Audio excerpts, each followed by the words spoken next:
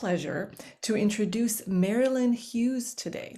So Marilynn founded the Out-of-Body Travel Foundation in 2003, and the mission of this foundation is to reduce spiritual and physical hunger worldwide.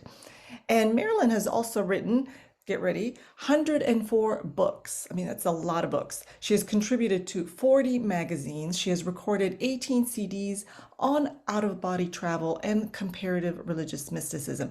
It is pretty clear that Marilynn is a top expert on out-of-body travel. So, Marilynn, welcome. Such a pleasure to have you here today. Oh, thank you so much, Natasha. I really appreciated your invitation, and I'm happy to be here. I know this is going to be so good. So just let's dive right in. So can you Sure. tell us a little bit more about yourself, your journey? It's such a fascinating story. Well, it started a long time ago. I'm about 56 now, and so literally the journey started when I was when I was 9 originally, and then there was a secondary start when I was 22. So I've been at this for decades. But it began when I was 9 years old. I had my first really powerful out of body experience, and it was very much like a mystical vision, where I was lying in bed, and all of a sudden I heard the roaring of the heavens overhead, and then it was like the white grayish clouds were swirling all around me, and you could hear what I would call an uproar in the heavens, and as the clouds slowly parted, it revealed a marble staircase that led from where I was to the top, where there was 2 thrones, and there were 2 beings sitting in them. One I perceived to be God the Father, and the one to his right was God the Son. On either side of this staircase, it was so beautiful. It was literally hundreds of angels, golden angels, the ones with the large, because there's many kinds of angels, which is a great topic for another discussion. But Oh, these were the ones, the golden angels with the great big wings, but they're iridescent and you can see through them. But when you see a golden angel, there is a very special feeling that comes with it, a very holy kind of sense that you have. And there were hundreds of them on either side. They were motioning me to come forward. And I was, still hearing this roaring, because I learned later on that this roaring sound that we all hear, it's the sound of the difference in frequency and vibration from the physical realm in which we inhabit, and the frequency and vibration of different spiritual existences. And this was a very high place. So it was just really thunderous uproaring in the heavens is the way I would describe it.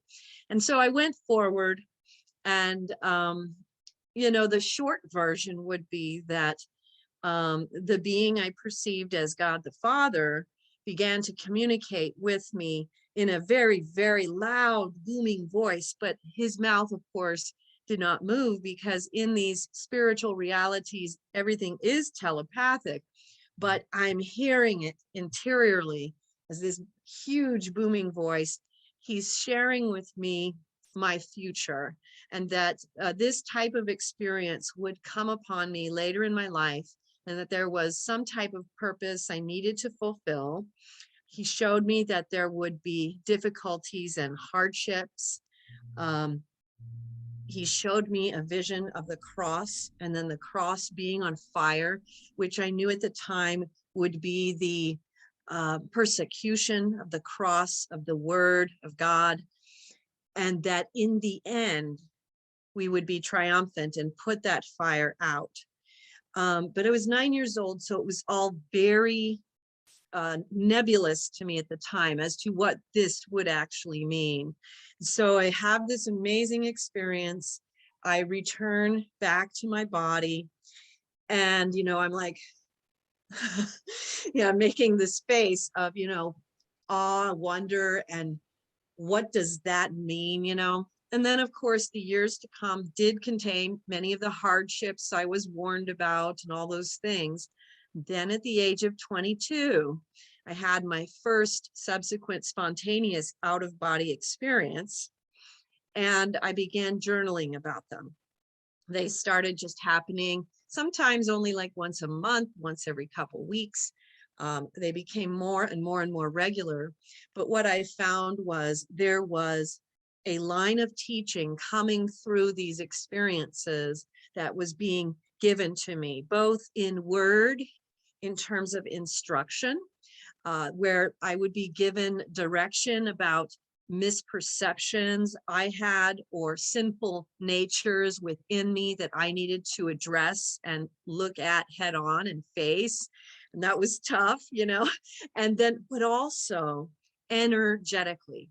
So what happens in these out-of-body experiences, one of the things people hear me say across all my interviews and everything is that knowledge is not information, it is vibration.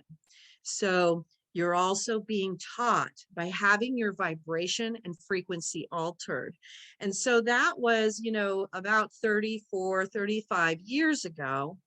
And so over these last 3.5 decades, I went through a series of periods of teaching. It began with what I call the purification pathway, followed with what I call the discrimination and discernment pathway, and into the discipline pathway, and then beyond, because that's literally just the beginning. And ironically, these pathways coincide with several monastic traditions in our world, the 3 ages of the interior life for the Catholic mystical theology, but also in Buddhism and Eastern religions, they actually speak of them as purification, discipline, and discrimination and discipline as the threefold path of the soul. And so it all began with this great purification, and it continues into so much more. Yeah, wow. I love that. I mean, and it makes sense. I feel like every time I speak to someone who's very spiritual, it's almost like a form of darshan. I don't know, like that you're enclosed in their bubble, Yes, and so you can see a glimpse of what they're saying or the meaning behind the words. It's fascinating. So something that really landed was you said knowledge is not information, it's vibration. And I've yes, heard people say that in different ways, being in a holy place and suddenly feeling some problems that they were grappling with were solved, right? They just yes. understood something. So I think I really agree with you. Um, and then you said that you were warned about times ahead, times coming. So what were, if I may ask, and please, you answer as you wish. What were you warned about in specifically what challenges we'll be facing at this time and in times coming? Well, what I was warned about at the time of that vision at the age of 9 had a lot to do with a lot of issues that were more in my own personal life, because I grew up in a home where it was primarily atheists. And so me being this profoundly, deeply spiritual person in that environment was challenging. And but in terms of what we're seeing today, we are seeing absolutely uh, people putting the cross on fire. Exactly what I was shown, almost 40, 45 years ago. I can't do my math, but that's okay. Um, but we're seeing that in many of the things within our secular world, it's becoming more and more of an anything goes kind of mentality. And in the spiritual realm, that is not how it is at all. Ironically, what is so dangerous about this trend, there's many things that are, but I'll just hit on a few. Um, what's so dangerous about it is that it is put forward as a virtuous thing, as a good, as something that is, we are we are embracive. We are all encompassing. We accept everyone and everything. But you see, in the spiritual life, there is actually a purpose to our existence here. And there are inferior and superior actions. There are inferior and superior thoughts. There are inferior and superior ways of moving. If we are to progress in the spiritual life here, in a mortal realm, and that's what we are in, this is a mortal realm. It is a purgatorial realm. Those who are Catholic might be familiar with the idea of purgatory. For those who are not, purgation, purgatory, is a place of purification. So it is an intermediary place between the heavens and the hells. And the heavens are where light and life reside and expand and grow. The hells are various, aspects and manifestations of many kinds of evils. In the heavens and the hells, we have an infinite number of realms.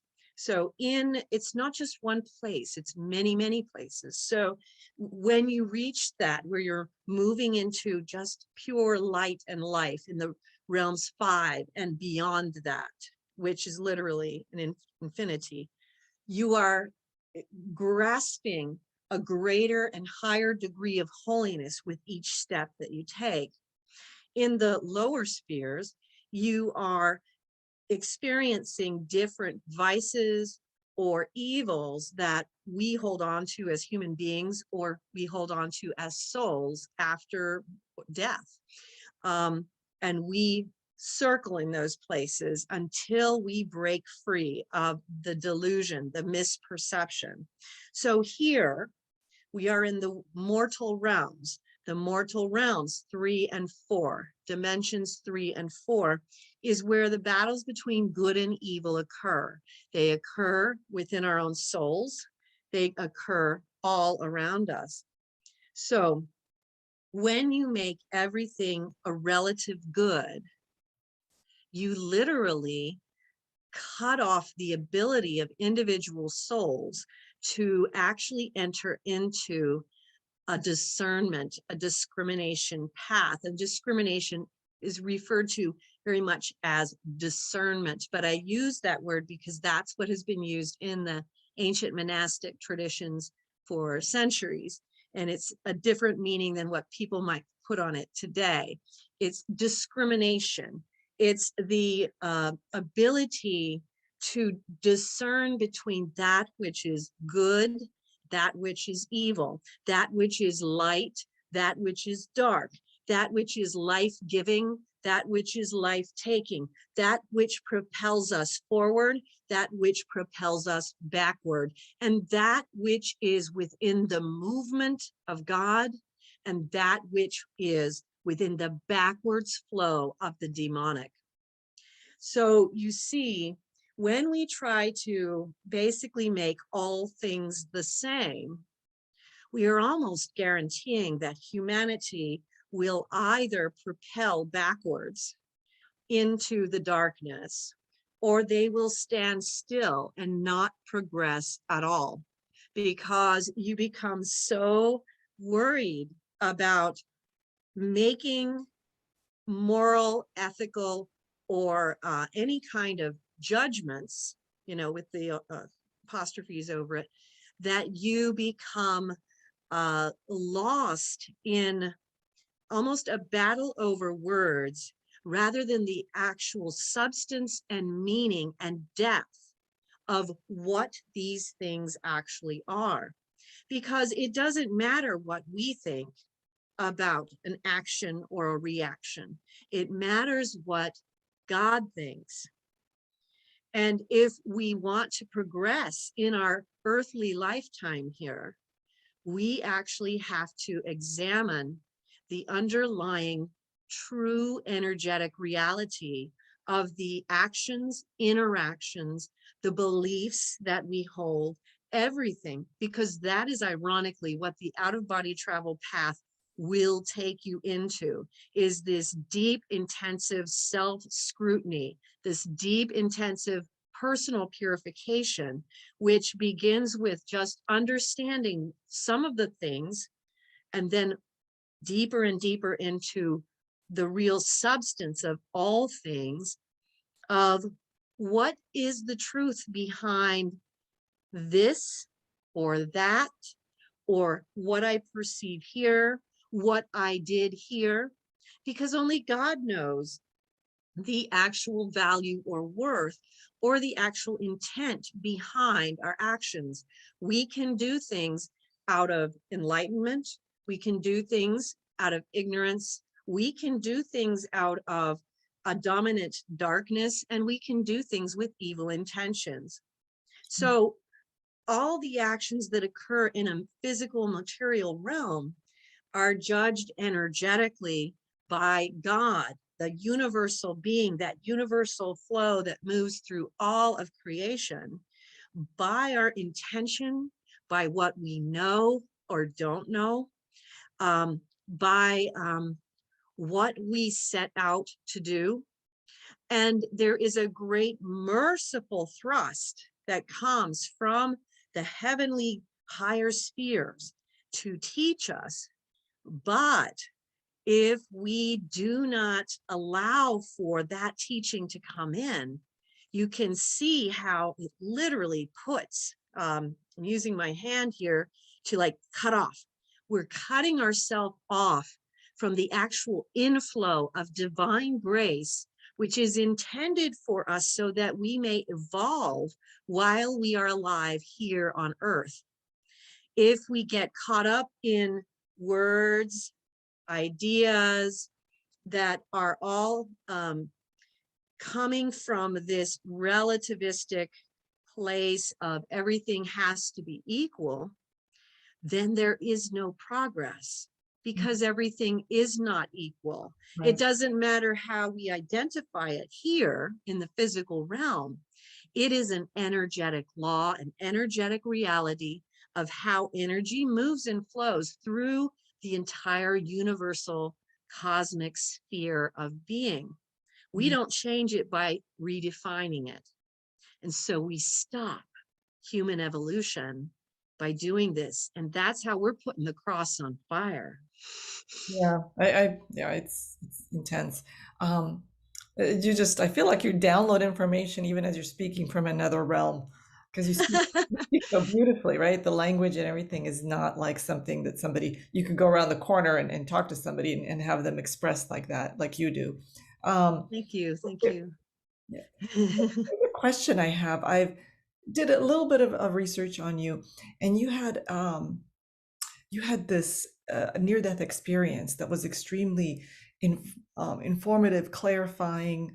You learned a lot. You were shown stuff that usually even people that have near-death experiences, they can't go beyond a certain barrier. Could you tell us a little bit about it and everything that you were shown, and the information you came away with? It's such a good question just to follow what we were talking about, because it leads right into what that near-death experience taught me. And that happened in 2003. And it was so beautiful. So I'm going to just allow myself to take it in here a minute. So I go, I've left my body. Something's happened that in the night, I had a heart condition, a very serious heart condition. And I see the tunnel with the light at the end that many near-death experiencers speak of.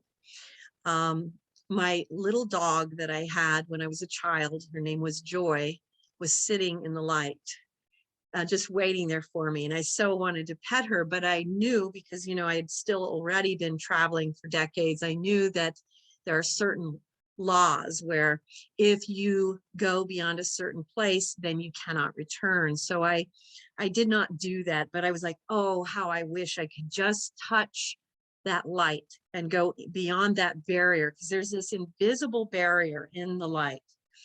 And once you touch it, generally you are not allowed to return. You have to, you're usually going to have an experience outside of that light.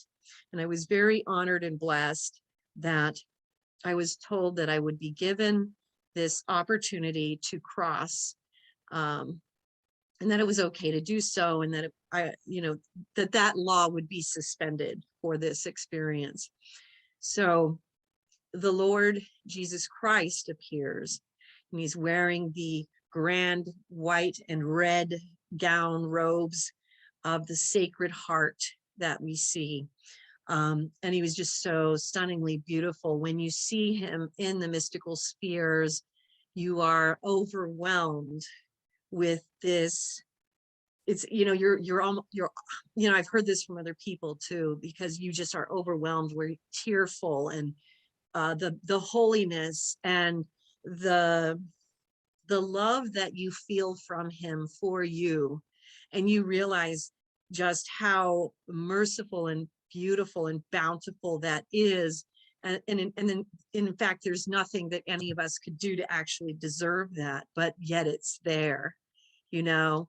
And so you're just overwhelmed with that, like a child, like a baby in her mother's arms, you know? It's just such a beautiful thing. So he took me on this beautiful journey through many of the infinite spheres of heaven. And it was very, very mind-bending and beyond comprehension, very hard to put into words, because all these worlds were filled with such different kinds of beauty. Each realm had a different hue, a different color. You know, some would be like a pale sea blue, and you're coming through it, and there's something about that color that enfolds you. I remember a burgundy realm that was very it really stuck with me. A lot of times you'll see things that are very pastelish, but yet psychedelic. So you see the pinks, greens, blues, yellows, whites, and all these starry blips. It's almost like sparklers on the 4th of July, that starry sparkle that inhabits all those worlds. And I was being given like a very abbreviated education in the heavenly realms. And I knew I wouldn't be able to explain it. It was just so beautiful. And there were so many. And I, obviously did not want to leave. No one ever wants to leave. Like, And so then, that was lengthy, but then the part that I think is so relevant to all of us here on earth is when he brought me back. And so now we're back at the tunnel of light, and he's standing there, and he shows me on this, it's like almost like a fence, ironically, but it has different rungs showing the different attainments that souls make towards selflessness. And so the bottom would be when you're the closest to selfishness, and then he allowed me to see a vision of the world and the people screaming and complaining, just the noise, the lack of harmony, the lack of appreciation, contentment, gratitude. And he showed me the bottom rung, and that was selfishness. And he said to me that it was our purpose in this lifetime here on earth to go from selfishness to selflessness. And he showed me a higher rung where he said, this is where you're at now. And he said, you are at a place where you can cross over now if you wish. And I said, yay, he said to me, it would be my decision. And at the time, one of my children was actually just a little toddler. My children were all very young. And I had a condition called cardiomyopathy and heart failure, which a lot of times, and in my case, they were checking to see if I was going to require a heart transplant. And so Jesus said to me, what do you want to do? And I said, well, as long as it's my choice, I have to go back because of my children. And he said, okay.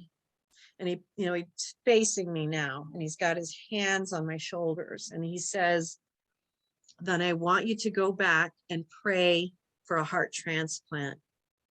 And I thought about it. I didn't respond immediately. I thought about it. And then I said, no, I'm not going to do that, but I'll tell you what I will do. And I said, I will go back and I will pray that the perfectly healthy person who would have to die to give me a heart would be saved. And he looks at me with really great intensity in my eyes, and he pauses and he says, I grant that. And he said, I'm not going to completely heal you, but I'm going to help you. And all of a sudden we're whooshing through space, heading back towards, my body, I'm assuming. But on the way there, we head into this, it's almost like a cafe in the mystical spheres. And on the shelves, there's these shelves, and there's just books and books and books. And he points to them. I'm sitting right next to him in a chair, and he says, you're going to write those. And I'm like, I'm like, just, having the response of, oh my gosh, I better look really close because I don't know how I'm going to remember all of That's this. so funny. It's like, well, you're not just getting away scot-free, Marilynn. Yes. And so he tells me, you're going to do this. And I'm going to make good use of you, he says. And then here's the kicker, so I come back to my body. And that week, what was happening was, this happened the night before I went into the hospital for a cardiac catheterization that they were going to do in preparation for putting me on the transplant list. They were having a chopper stand by to take me to the hospital. My heart had been doing worse, and that's what had instigated all this. So I come back to my body, we go to the hospital, and I have this procedure. And I'm just assuming, okay, I'm going to be, I'm going to wake up at the other hospital, whatever, you know what I mean? That's how it's going to go. I wake up in the same hospital, and I'm asking, why am I here? Why am I still here? And my cardiologist says to me, we can't explain it, but for some reason, your heart improved so much between last week and this week that we don't need to send you. We're just going to continue with medications, and we're going to see how things go. And I knew, I knew in my heart that was the help that I'd been given, so that I didn't have to go through that or go down that path at that time. And I did have the heart failure until I believe it was 2016. And then it started actually completely resolving. And cardiomyopathy is a condition that doesn't resolve. Your heart enlarges, your pump function goes down, and my heart is considered completely normal now. Oh my gosh. Mm-hmm. Awesome. Miracle. Yeah, it was definitely that. And I spoke to several doctors who looked at the records and said, yeah, this is not something that medication can do. Yeah. They said, yeah. And for those, there was at least one doctor who was willing to say, yes, this is God. There's nothing else to explain it. I mean, it's true. Yeah, they have to start acknowledging some stuff, right? Yeah. Mm-hmm. There's a movie that was beautifully shot. It was some time ago. It was with Robin Williams, maybe more than a decade ago. It's called What Dreams May Come. I don't know if you Mm-hmm. saw it. I did, but it was a long time ago. Yes. And I don't know if you can think of a movie or any kind of a work of art. I know that you have some images on your site, but of that compares anywhere close to the experience of what you witnessed in those realms. You know, I'd say the closest movie that captures the afterlife as I've been shown it, because, you know, one of the tasks that I've been given is to help souls in their afterlife journeying. Yeah. Um, it's called Astral City. It's based on a book called Nosso Lar by a I, Brazilian mystic. And it's actually Naso Lar is only the first in a series of 12 books. So the movie's only based on the first book. And the series of books that he wrote, he was a very prolific writer of the things that came to him as well. And he really captures in a way that is so unique and unusual. I don't think you know, and I'm a book nerd, and I have, you know, this huge library of 5,000 books of ancient sacred texts. So, you know, I've done a lot of looking around, and I think that he covers the afterlife journey, the karmic journey, this whole understanding of what purification is and how it is accomplished in a way that is unique and different from any other writer. And so the movie is in English. I think it's subtitled in English because it's a Brazilian movie called Nosso Lar in Brazil, but it's called Astral City in English speaking countries. And I do recommend that a lot. It's very, very close. And the series of books for those who want to take it further is really worth reading. So I highly recommend that series of books as well, which starts out with Naso Lar. I believe it might be called Life in the Spirit series. I'm not sure. yeah, I think I have that movie. I purchased it. I think it's from Amazon. I think I could download it or Yeah. well, actually, I think I Mhm. ordered a DVD. This was some time ago, but Yeah. it was amazing and very interesting. Uh, Yes. we could probably have Very a well whole other done. hour on just discussing the fine points of Yeah. so good. And I even got goosebumps as you were talking. Um, Yeah.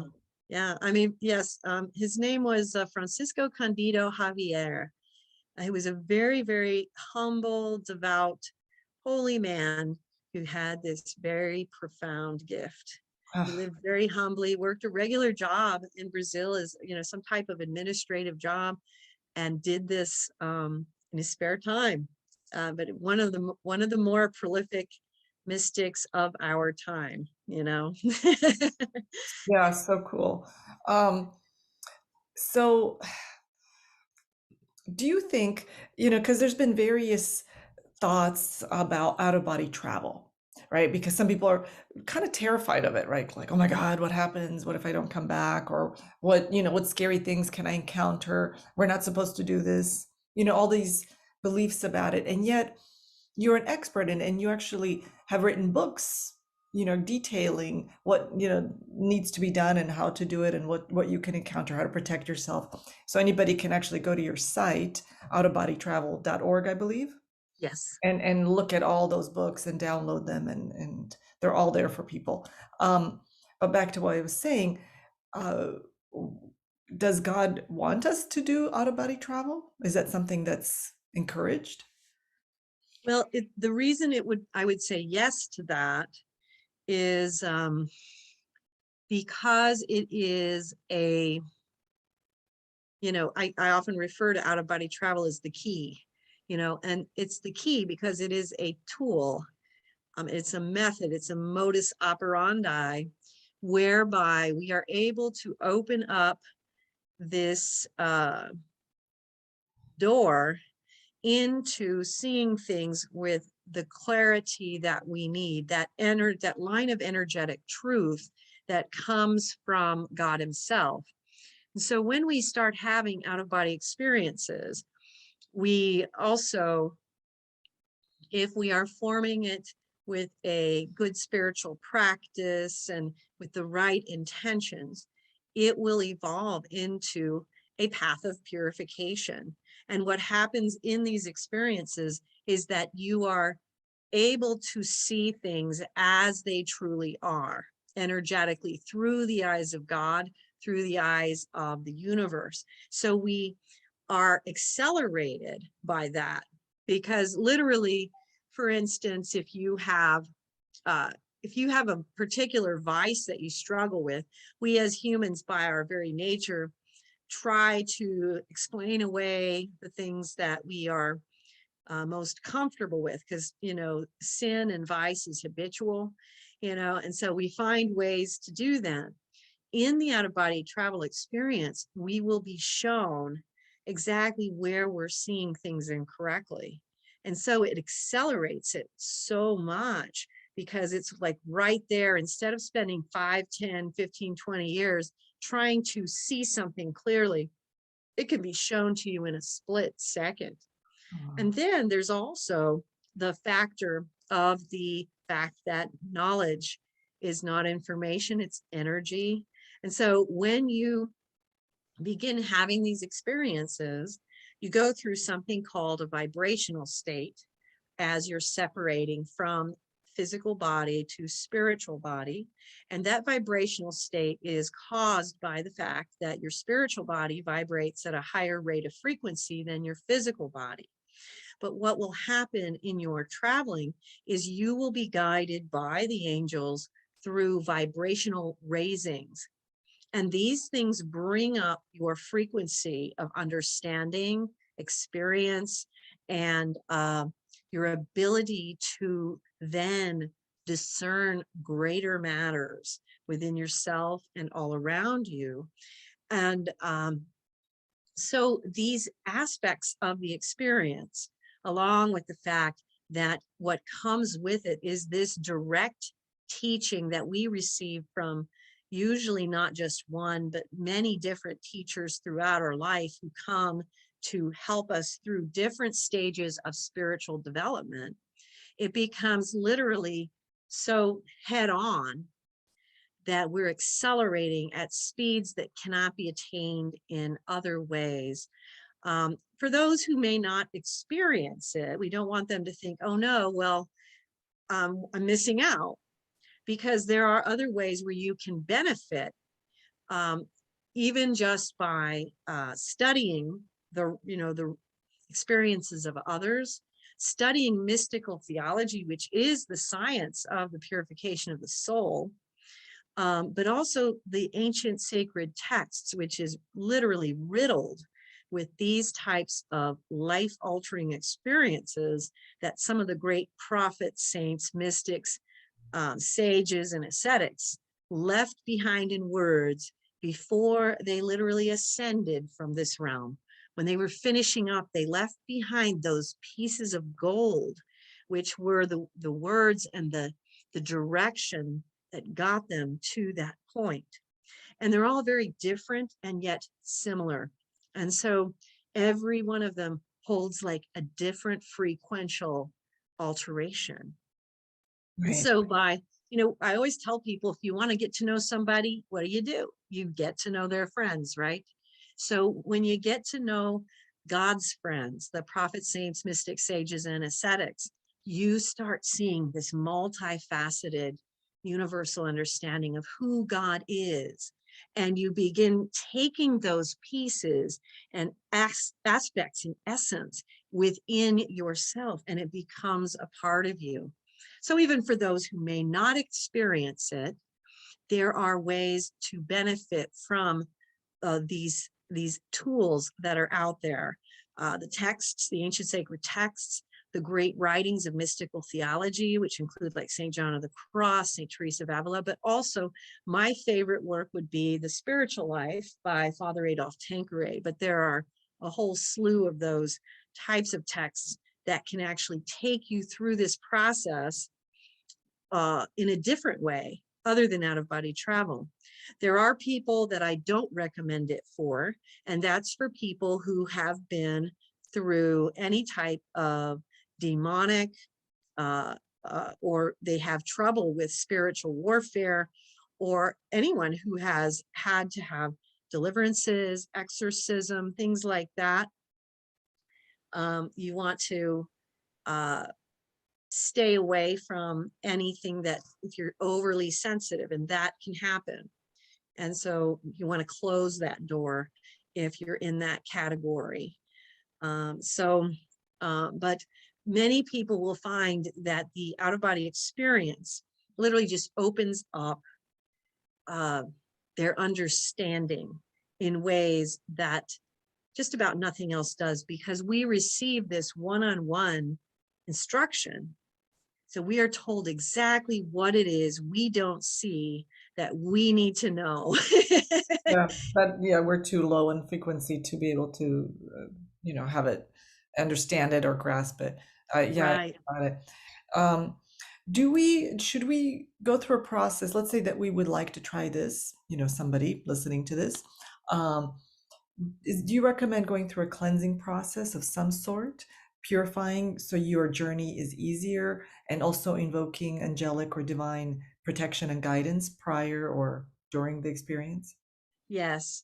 And one of the things I have found in the out-of-body travel experience is that the name of Jesus Christ is the most powerful name in the universe. Whether you believe in him or not, if you're in trouble, you're going to call out his name if you want help.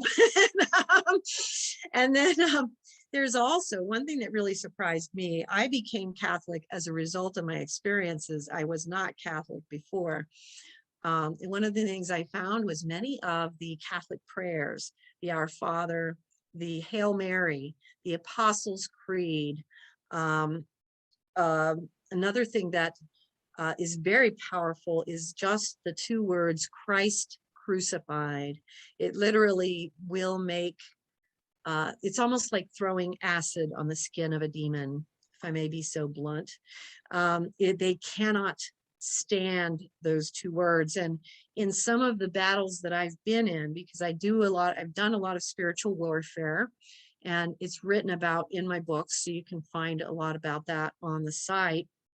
I found that when I was undergoing some type of warfare, if I just repeated over and over again, Christ crucified, they could not handle that. It was literally, they would be grabbing at themselves like I was throwing acid on their skin. And I would eventually then be liberated from the experience. But yes, we definitely want to do things that will help us purify. Whatever particular faith you may be, you want to go through your own purification practices. In the Catholic faith, you have confession, you have the sacraments, the holy sacrifice of the Mass, and a lot of different prayer devotions. I recommend to a lot of people the Chaplet of the Divine Mercy. Whether you're Catholic or not, you can still benefit from this. It's a beautiful devotion that was given to us by Saint Faustina in the 1930s from Jesus Christ about the beautiful, profound, and boundless nature of his mercy. And in this chaplet, Christ made a lot of promises that for those who we pray this chaplet for, we would be purified of all our sins and be able to pass through a lot of the purification and go directly into heaven. And so in Catholic circles, that chaplet is prayed for people who have died, but we also pray it for our world and for ourselves, to help us to purify and cleanse. It's a simple chaplet. There are some beginning prayers that you start with, like many Catholic prayers, you start with the sign of the cross in the name of the Father, the Son, and the Holy Spirit. And then you're going to do the Apostles' Creed. You're going to do the Our Father and 3 Hail Marys.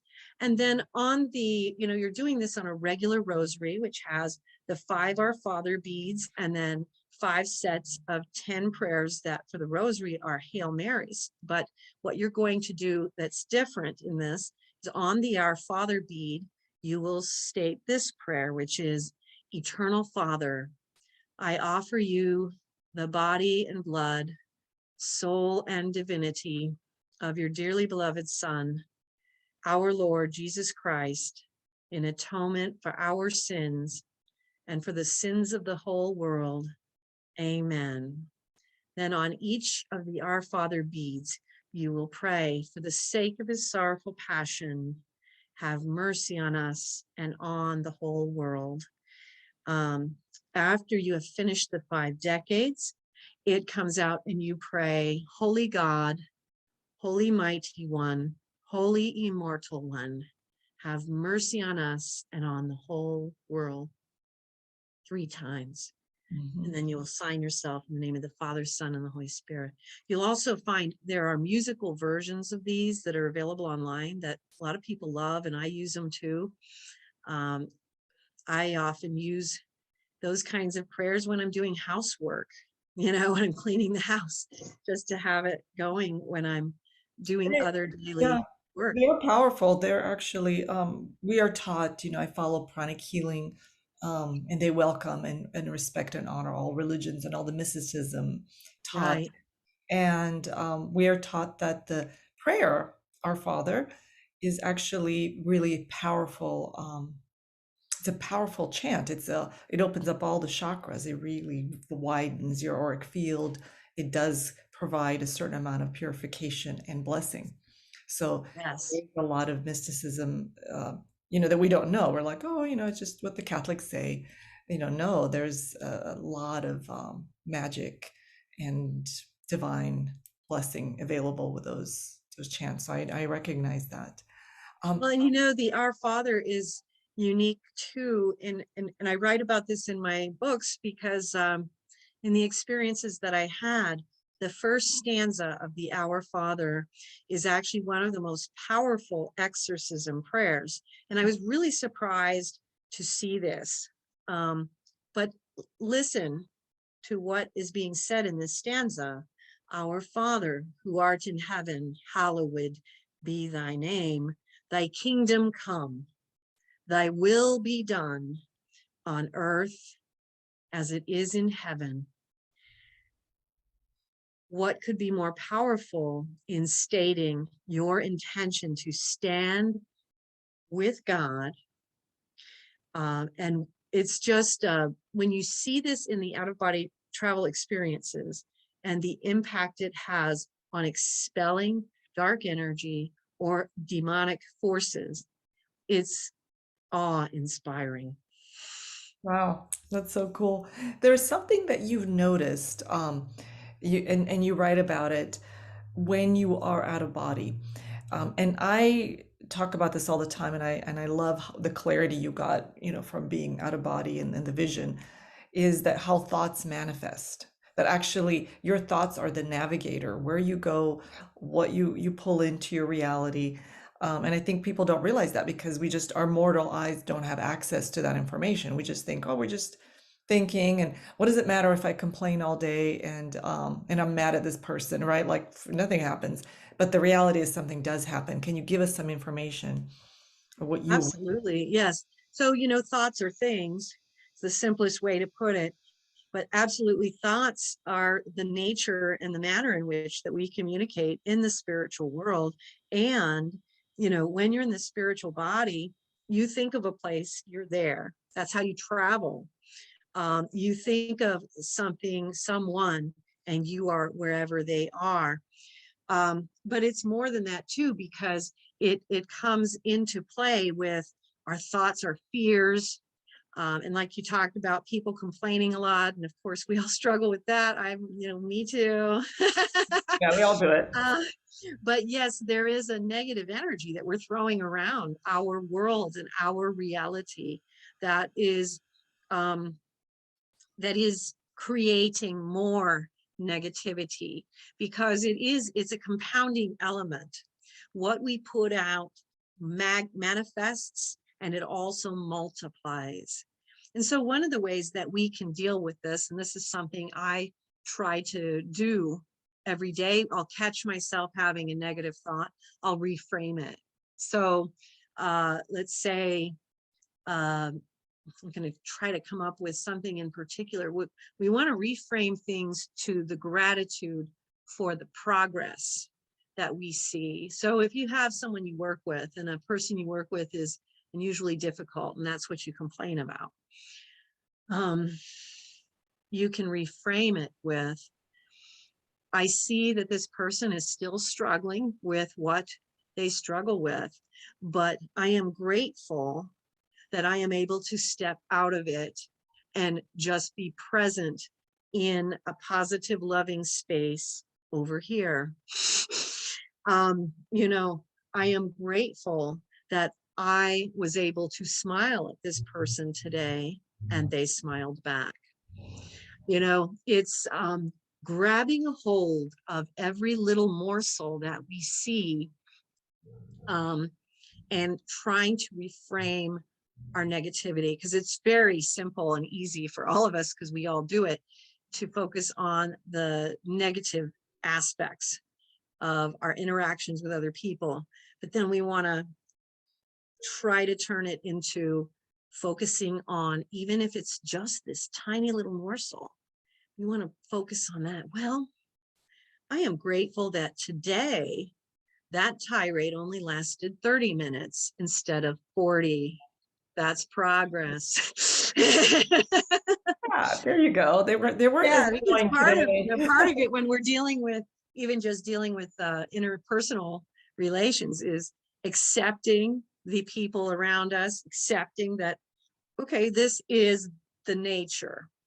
And so we're not going to expect it to dramatically change from one day to the next, but we're going to try to operate from the highest sphere that we can, and also try to have the compassion for whatever that state of mind is. Very easily said, much harder to do, you know. And obviously, we see a great deal in our world that definitely goes well beyond this, because we do see a lot of good and evil in this world, and we're not going to reframe, you know, murder, mayhem, and war and say, well, yay, you know, we're not going to do that. This is where it would then pass into the realm of spiritual warfare, and how do we handle things like that, which would be different, you see, because there is this need for the acknowledgement of good and evil. In order for good to reign, we cannot pretend that evil does not exist. And that can be one of the very simplest and one of the most common mistakes that are made early on in a lot of spiritual paths, where they think in order to reframe things in a positive way, I have to deny the presence of negativity or the presence of evil.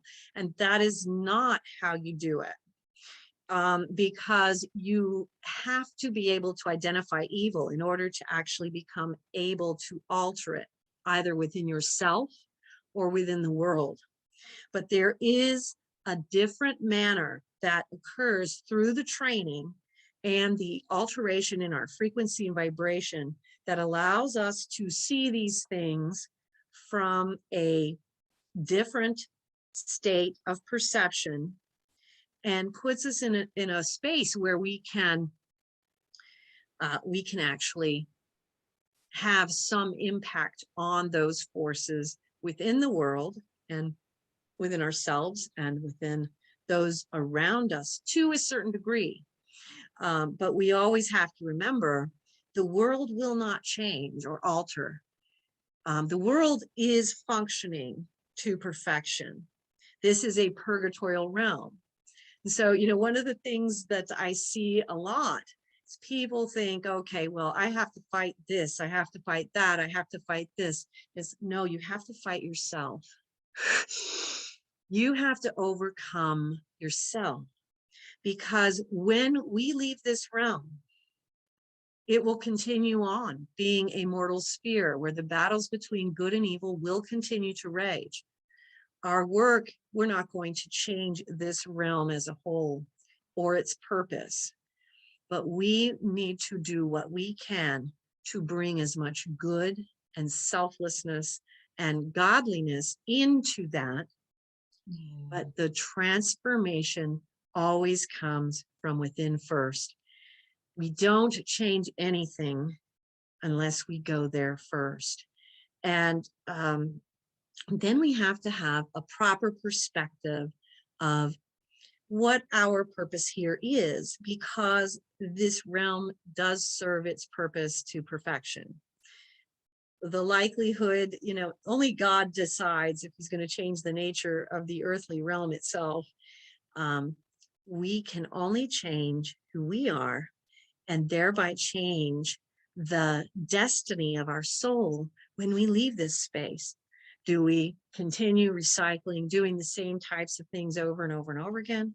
Or are we going to try to follow that staircase from earth to heaven that the prophets, saints, mystics, and sages and ascetics have built with the ancient sacred texts that contain those wisdoms, those secrets to overcoming and transforming from this realm to the next level of evolution? I got it. Yeah, beautifully said. Because it's true, people do wonder, and it challenges their faith that the world has so much crazy stuff and dark and evil, and it's hard to understand, right? Like, why are we Yes, not know what's happening to these poor innocent children and all this crazy. It's like, what is happening? Why would God do this? I personally also believe that there are also entities, dark entities, that do take advantage of people. there Because, are. yeah, There are. And the what you just said was very important, because people do say, why would God do this? And I said, this is where we're going to do a reframing, because God isn't doing it. Remember, God gave us free will. So the question then has to be changed with, why do human beings do this to one another? God's not doing it. He's allowing us to have the free will. And so we have happening all around us all the different misperceptions of what is good, what is false, what is true, and what is evil in every individual incarnated human soul. And terrible things can happen because our realities do run into each other. You know, serial killers do target completely innocent people that had nothing to do with their being murdered. There are people who are born into countries that are at war, and they have nothing to do with the horrible way that they might go out. But the nature of this realm is such that we have free will, and that means so does everyone else. And that's what's happening. So why do people do these kinds of things to one another? And the root answer is very simple. It's because of the various levels of goodness, evil, and everything in between. There are levels of ignorance that occur where people do things and it's literally out of ignorance and not foul intent. But there is also foul intent. There's evil intent. There are people who are evil. There are people who have evil tendencies. Just as we have people like a Mother Teresa who truly understood the nature of going from selfishness to selflessness in her life, we also have people who, let's just take Saddam Hussein, who completely embraced the complete opposite. And we have that in all facets of our world and our society. So we have that in people who kill. We have that in people who engage in extremely reckless behaviors that threaten other people's lives or their welfare.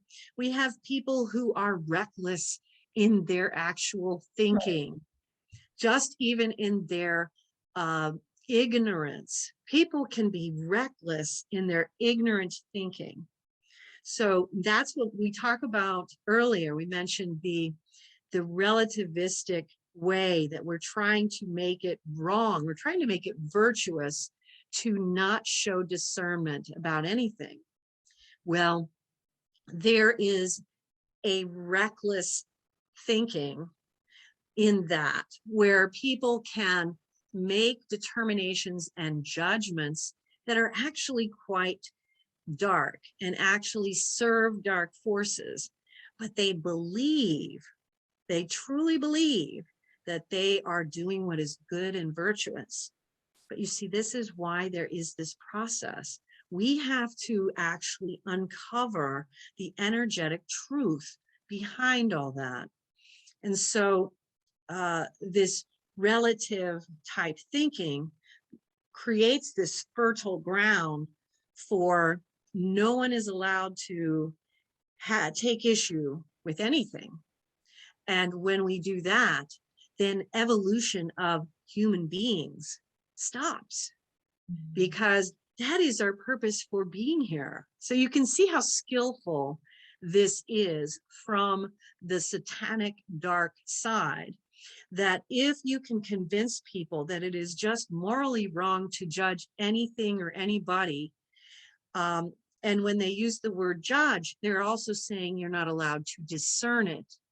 And now if somebody says, well, I'm not sure how I feel about that, I don't think that that's right, then they have become judgmental rather than reflective, discerning, and trying to delineate the truth, the energetic truth behind something that is being tossed about.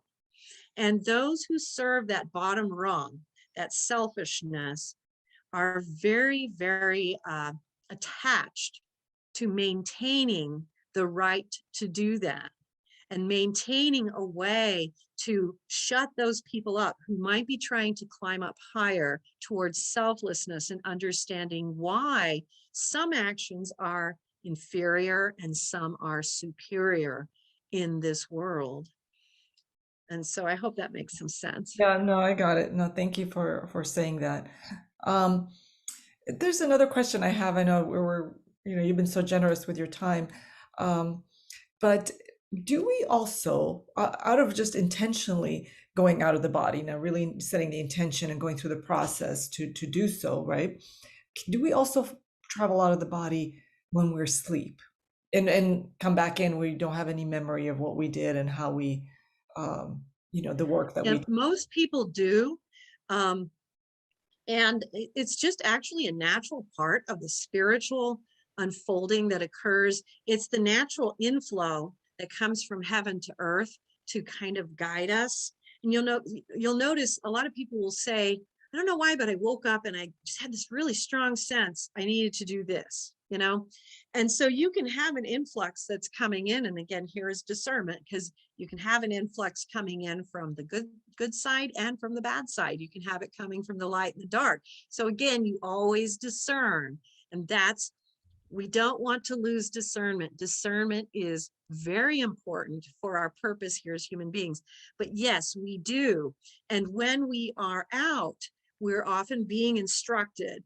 We go to things like support groups of other people who are going through difficulties similar to ours. So for instance, if you've recently lost somebody, a child or a spouse, you will probably be meeting with other souls who are going through a similar hardship, a similar heartbreak. If you are struggling with difficulties in your marriage, you will be given direction and guidance. And there are groups too that you would go to. In your sleep, you receive instruction from many different teachers. So, just a handful of the teachers that started with me in the beginning, because there's so many now that it's hard to, there was Emmanuel who taught me of oneness. There was Kutahe, who began the teaching on discernment. There was the grandfather, who was this great Native American elder who taught me so much. There was Chief Joseph, who is written about in the third book of the Mysteries of the Redemption series, Medicine Woman Within a Dream. And that was just an amazing experience. There were the golden angels. There were ancient Egyptian, vistas and temples and gods and goddesses of these things, and mythology even. When you go through the initiations into the mysteries, you meet some of these mythological figures as well, who actually had some point in reality, and that's how they ended up in the mythologies of these people. They're not necessarily all made up, you know what I mean? Yeah. And then, but you also meet, the saints, you meet the prophets, you meet, a lot of people meet with the Buddha, with Jesus, with the Blessed Mother, I met some of the most amazing people like Baha'u'llah, Krishna, and gosh, Swami Prabhupada. I love that man. He wrote uh, another prolific person who just spent his elder years translating the Srimad Bhagavatam and a lot of other Hindu and Vedic texts. And what a beautiful soul. Paramahamsa Yogananda, who, he guides me, but he guides a lot of people in the out-of-body travel state and in mystical spheres. But there are so many that are not figures that we would recognize. So, we have to remember that too. We have these people, for instance, like the Assisi Marauders, are this group of 5 men spirits who wear all black, and they ride these white-winged horses, and they energize creativity, creation in our realm. And they're just amazing. Oh, wow. There's so many that we would meet that maybe have no earthly context, because the worlds beyond the veil are much bigger than our world. It doesn't, then of course too, we have many souls who have crossed over, who have mastered and ascended, who didn't write, or we have no knowledge of. And those souls also come into the picture and assist. One of the things I talk about with people is how creation continues to create, and that we are all required to give back to creation that which creation gives to us, and how that plays out, because sometimes people are so uncomfortable with the idea that there are lower realms. And I remind them, but we are also a lower realm. The guides that come to us are coming from higher spheres, and they are giving of their gifts and their abundance and grace to assist us in our evolution. And thus we are then asked to do the same.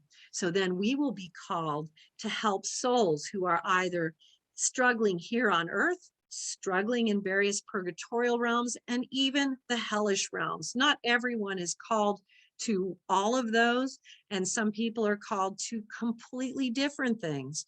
But this is how creation gives back for what creation is given to us. So when we receive from above, we must also be willing to funnel that to those who are struggling below and help them come higher too.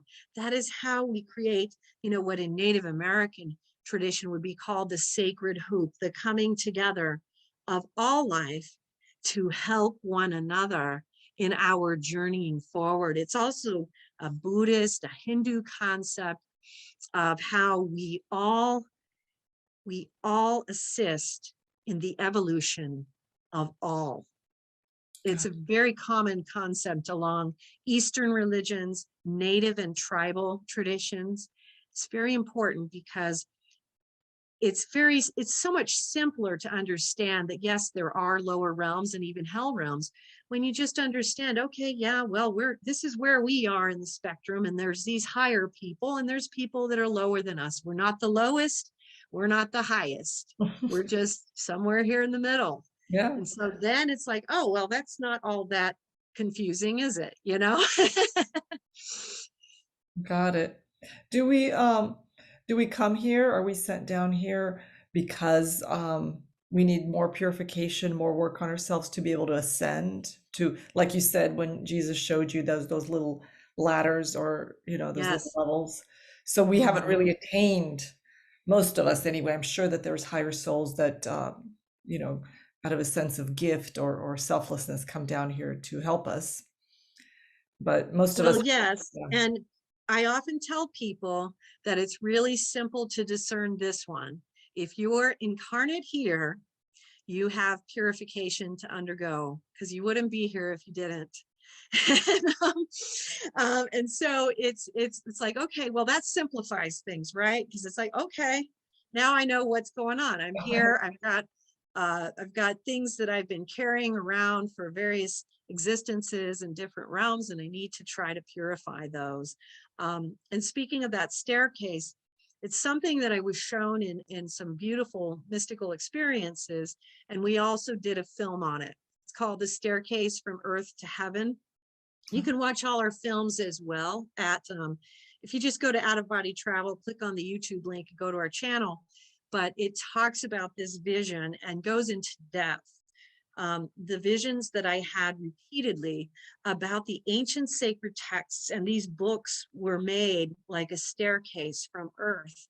They created a staircase from earth all the way to heaven, and each step was one of these ancient sacred texts. So, you know, one of them could be Sri Ramakrishna's Gospel of Sri Ramakrishna. The next one might be the Holy Bible. The next one might be Emanuel Swedenborg's writings. The next one might be you know, the Vedantas, the Vedanta Sutras. The next one might be the Zohar from the Jewish tradition. The next one might be some of these ancient texts from the native and tribal traditions, but there were hundreds of them, and each of them provided a step towards getting to the goal, which was the higher heaven. And so you can watch that film and it'll explain that in more detail. But yes, we are here.